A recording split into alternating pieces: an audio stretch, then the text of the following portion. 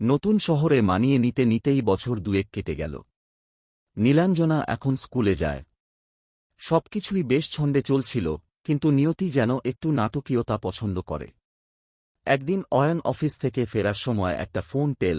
তার পুরনো অফিসের এক সহকর্মী খুব বিপদে পড়েছে। একটি আইনি জটিলতায় সে ফেঁসে গেছে, আর তার জন্য বড় অঙ্কের অর্থের প্রয়োজন। অয়ন মানুষ হিসেবে সবসময়ই একটু আবেগপ্রবণ। সে তার জমানো সব টাকা দিয়ে বন্ধুকে সাহায্য করার সিদ্ধান্ত নিল। সে নীলিমাকে বিষয়টি জানাল। নীলিমা আগে থেকেই জানত অয়ন এমন, তাই সে দ্বিমত করেনি। কিন্তু এর ফলে তাদের দীর্ঘদিনের একটা স্বপ্ন, নিজের ফ্ল্যাট কেনার পরিকল্পনা, কিছুটা পিছিয়ে গেল। মাসের শেষে নীলিমা দেখল সংসারের টানাপোড়েনে তাদের ছোটখাটো বিলাসিতাগুলো বন্ধ হয়ে গেছে। এমনকি নীলাঞ্জনার বায়না করা একটা ছোট খেলনাও সে কিনে দিতে পারল না। নীলিমার মন খারাপ হল, তবে সেটা কষ্টের চেয়েও বেশি এক ধরনের অসহায়ত্ব। সেদিন রাতে বারান্দায় অপরাজিতা গাছটার দিকে তাকিয়ে নীলিমা খুব দীর্ঘশ্বাস ফেলল। ঠিক তখনই অয়ন এসে তার পাশে দাঁড়াল।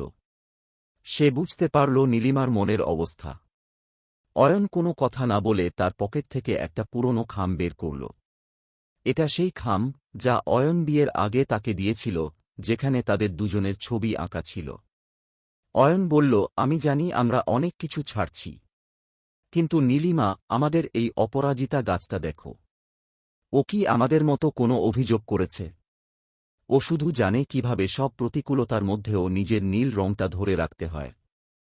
নীলিমা তাকিয়ে দেখল, গাছটি এখন পুরো বারান্দার গ্রিল জড়িয়ে এক অদ্ভুত সৌন্দর্যের সৃষ্টি করেছে। ঠিক সেই সময় নীলাঞ্জনা দৌড়ে এল, তার হাতে একটি ছোট ডায়েরি। সে বলল, মা, আজ স্কুলে আমি ড্রয়িং ক্লাসে আমাদের বারান্দার এই অপরাজিতা গাছটার ছবি এঁকেছি।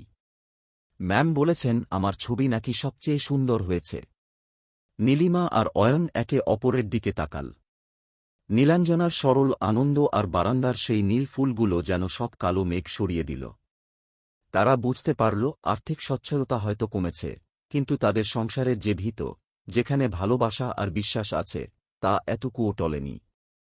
পরদিন সকালে নীলিমা দেখল গাছের নিচে একটা ছোট চারাগাছ বের হয়েছে, একটি নতুন অপরাজিতা। ঠিক যেন তাদের সম্পর্কের মতোই নতুন কোনো আশার জন্ম। সে ডায়েরিতে লিখে রাখল, সম্পদ মানে ব্যাংক ব্যালেন্স নয়, সম্পদ মানে হল প্রতিকূল সময়েও একে অপরের হাত শক্ত করে ধরে রাখার মানসিকতা। সেই কঠিন সময়েও তাদের বারান্দাটা ছিল এক টুকরো শান্তির স্বর্গ। জীবন তাদের নতুন এক শিক্ষা দিল, ঝড় আসে, কিন্তু ভালোবাসার গাছ যদি শিকড় গেড়ে থাকে, তবে তা ভেঙে পড়ে না, বরং আরও ডালপালা বিস্তার করে।